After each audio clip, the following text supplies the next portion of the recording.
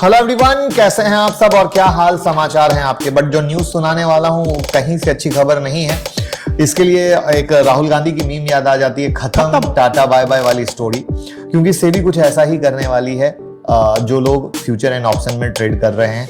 क्योंकि working committee जो इन्होंने बनाई थी उन्होंने कुछ बड़े प्रस्ताव रखे हैं।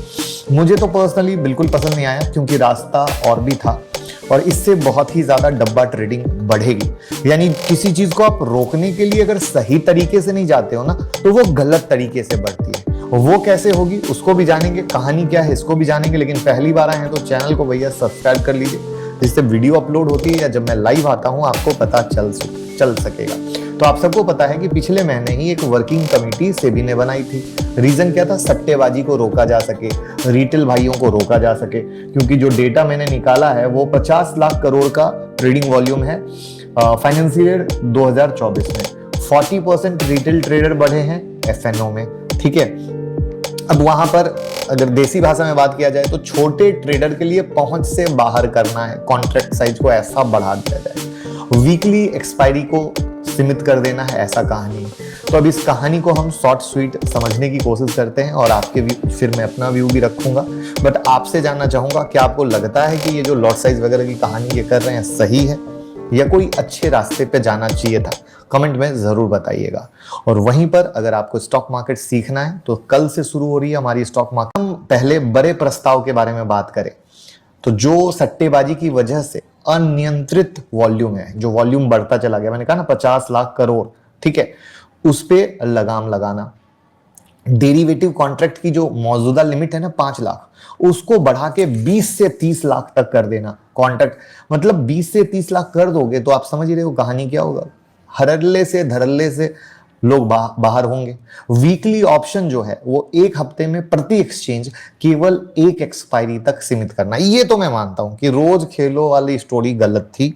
ये जो सही है वो सही है, ये गलत थी। ये डेली खेलो इंडिया खेलो गलत था और ये बिल्कुल सही है।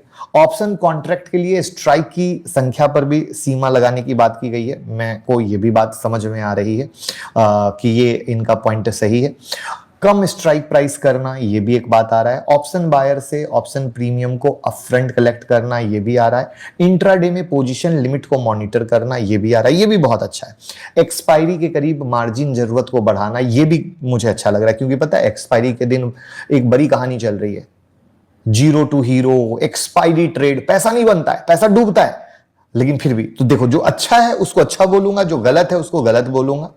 यहां पर लगातार सेबी चेयरपर्सन कह रही थी कि मजबूत मार्जिन सिस्टम की वजह से वॉल्यूम में बढ़ोतरी से क्या होगा, कोई सिस्टमैटिक जोखिम नहीं होगा। क्योंकि उनको लग रहा है मार्केट जो ऊपर जा रहा है ना तब तो सब सही है, लेकिन मार्केट पलटा तो कहीं ना कहीं कुछ काम खराब होगा। क्योंकि 10 में 9 लोग क्या है, नुकसान में है, एज पर 10 सेबी जो उन्होंने डेटा निकाला है।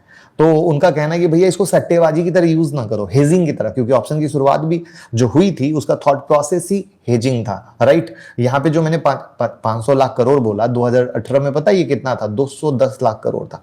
तो कितना तेजी से बढ़ा है आप इसी बात से समझ लो। आप यहाँ पे एक चीज और बताता हूँ, जो मैंने कहा ना कि 40% रिटेल ट्रेडर बढ़े हैं, तो 2023 में 65 लाख थे, अभी 96 लाख पर पहुंच चुका है। तो ये वो कुछ कहानी है जहां पर क्या कर देंगे, ये मार्जिन को बढ़ा देंगे। अब जब मार्जिन बढ़ जाएगा तो रिटेल भाई बेचारा ट्रेड कैसे कर पाएगा। लॉट साइज ऐसा बढ़ा देंगे कि वॉल्यूम ही सूख जाएगा।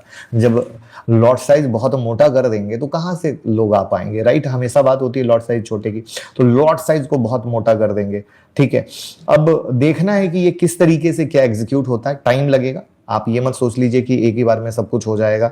अभी इसको कई प्रोसेस से जाना है, कई फिल्टर से जाना है, और वो कई सारी फिल्टर होते हुए चीजें आगे बढ़ेंगी, तभी कुछ सॉल्यूशन या कहानी निकल के आएगी और उसी पर कोई कार्यक्रम हो पाएगा। तो this is the point. But मेरा जो प्रोस्पेक्ट था वो ये था कि रास्ता कुछ सही निकालना चाहिए था। इससे डब्बा ट्रेडिंग बढ़ेगी। डब्बा ट्रेडिंग वो होती है जो लोग एक्सचेंज के बाहर कच्चे में ट्रेड करते हैं, तो वहां पे डब्बे वालों की बल्ले बल्ले हो जाएगी। लोग वहां पे छोटा छोटा ट्रेड करेंगे, छोटा छोटा मतलब लॉट साइज को वो डब्बे वाले मार्केट भाव से कनेक्ट कर देंगे, लोग वहीं पर ट्रेड करने जाएंगे। तो डब्बा ट्रेडर ये समझ रहे होंगे। बट वो क्या है, डब्बा ट्रेड भी एक अपने आप का ही अलग रिस्क है जो आदमी को सिर्फ नुकसान ही करता है।